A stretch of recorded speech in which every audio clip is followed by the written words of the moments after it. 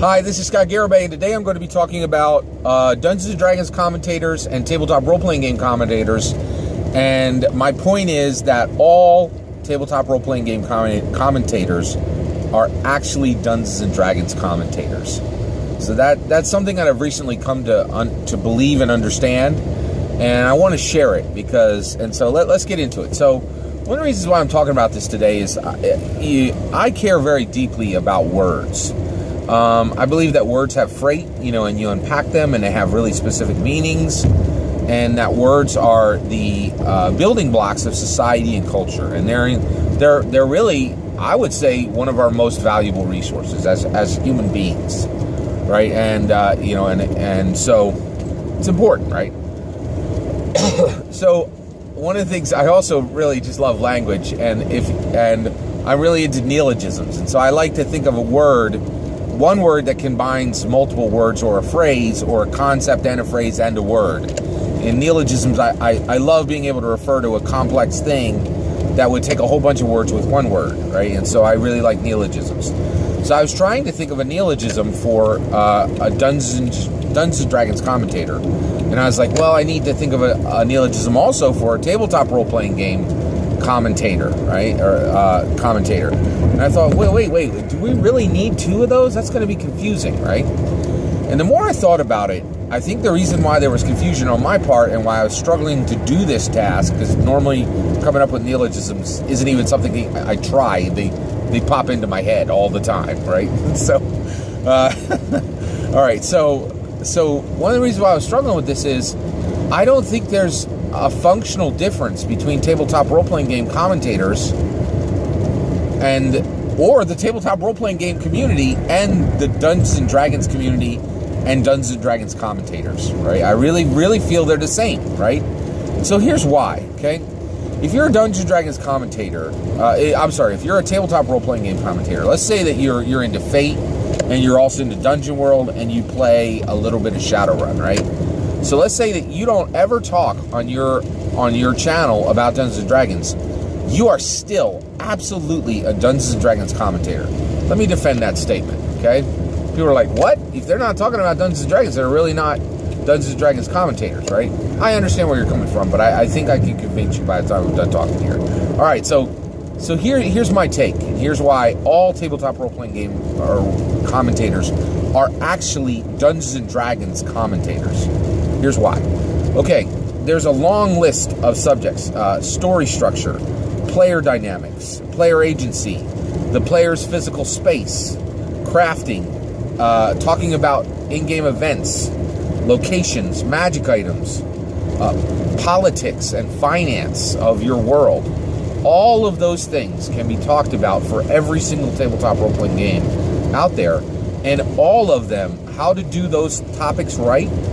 I've heard people talk about them in a whole bunch of different games, and there was really no reason to make that differentiator. It didn't matter, right? If you talk about building an engaging, cool, awesome NPC, it's the same process whether it's Fate or whether it's Shadowrun or whether it's Dungeons and Dragons, okay? You're still, crafting doesn't change if you're building for a space game or a fantasy game. You still need a lot of the same supplies. You still need to know how to paint, how to use glue, how to keep it cheap, where to go. The stores you're going to go to buy those supplies are generally going to be the same. There's going to be a marginal difference for some of these things. But overall, the Venn diagram is going to overlap a lot, okay? Now, why not? Okay, so that's my point, is that, and then really, when these tabletop role-playing game commentators are commentating, the only time they're actually not being tabletop role-playing game commentators is when they're talking about the rules mechanics of their world. That's about it. Like, that's the only functional difference, okay? So I think that's really key to understand, you need to understand those things, right? So one of the things I was thinking about so I think it's really critical to understand that the difference is really not that much. Well, if the difference isn't that much, why not just keep both words? Why not say tabletop role-playing game commentators for people who are talking about, all these other games, and keep Dungeons & Dragons commentators to just people who are just talking about Dungeons & Dragons? Well, the reality is there's virtually no one out there. There are no I can't think of a single tabletop role-playing game commentator who has not played Dungeons & Dragons, is not currently playing Dungeons & Dragons, or will not be playing Dungeons & Dragons in the future. So whatever they're talking about building a great tabletop role-playing game, virtually 90% of it will always relate to Dungeons & Dragons. Okay? Now, why not just keep the two words? Here's why.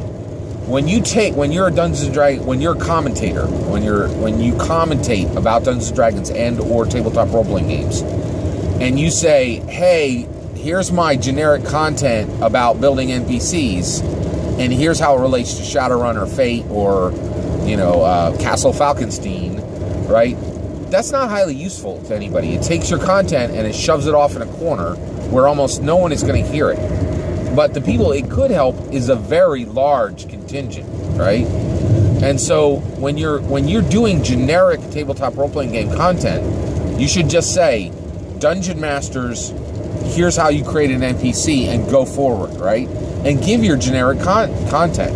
And the reason why is it has to do with the Dungeons & Dragons and or tabletop role-playing game community and the Muggle community, right? When I say Muggle community, I mean everybody who doesn't play Dungeons & Dragons and or tabletop role-playing games, okay?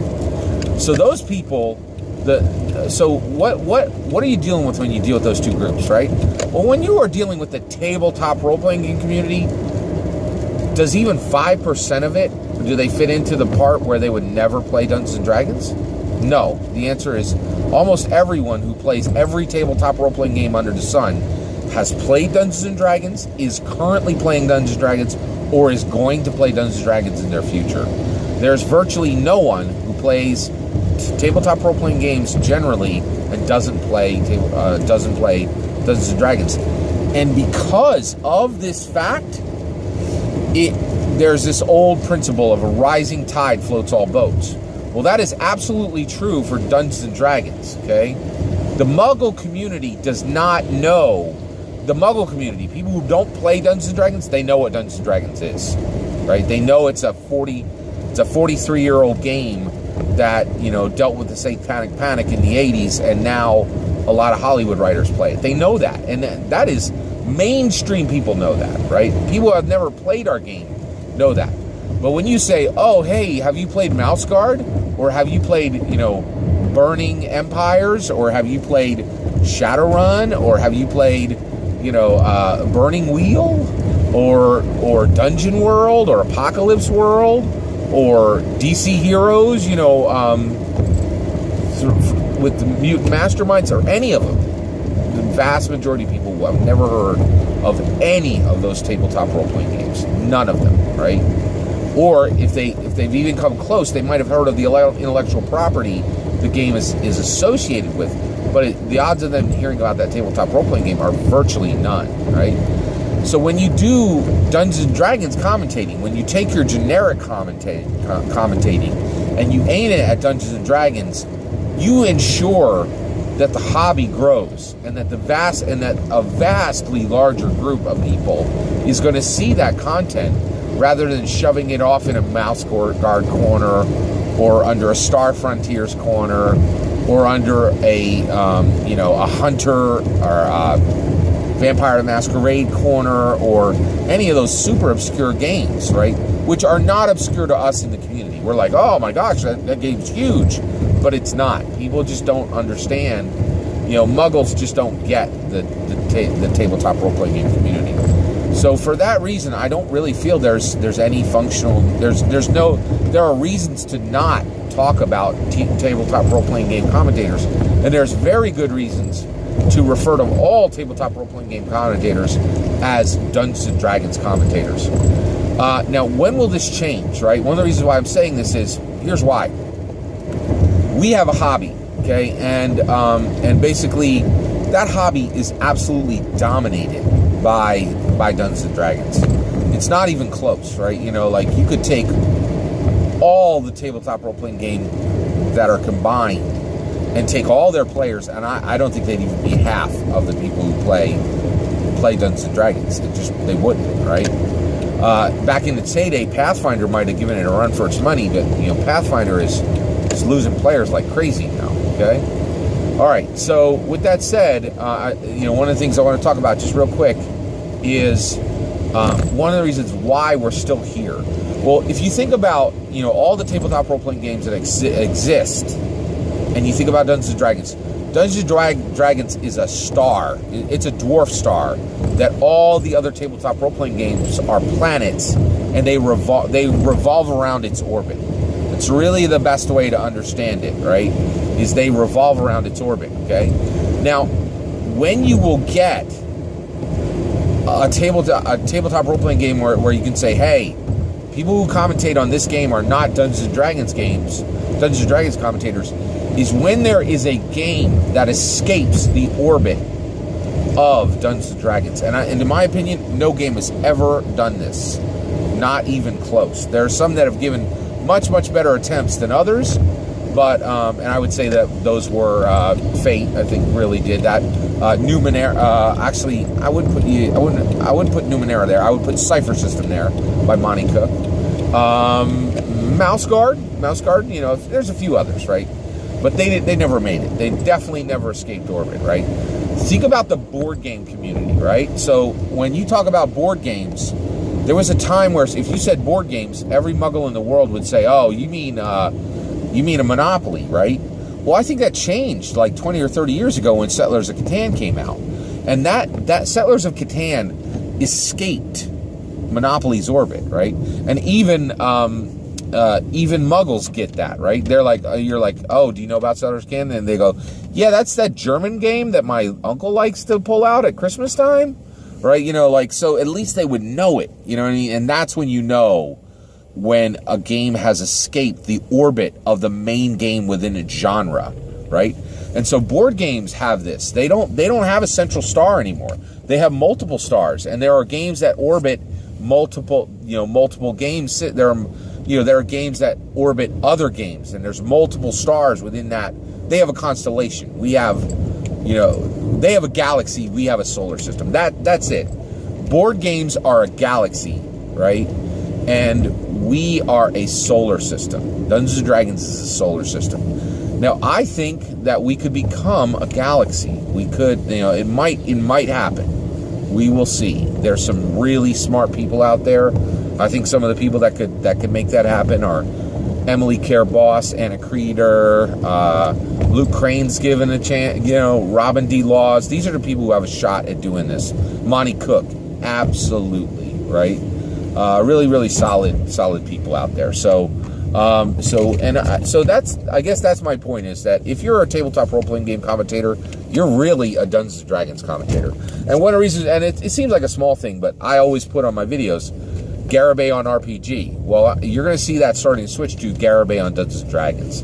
So if it's generic content, I'm aiming it at the Dungeons & Dragons game, because I believe that will help the hobby to grow, right? Whereas if I say RPG, that's going to get scooped up with video games and with, it's just going to, it just flies off in the ether. It doesn't have the orbit of Dungeons & Dragons to give it a purpose and not make it just fly out into space. And I guess that's what I'm trying to say. So thank you. Have a great day.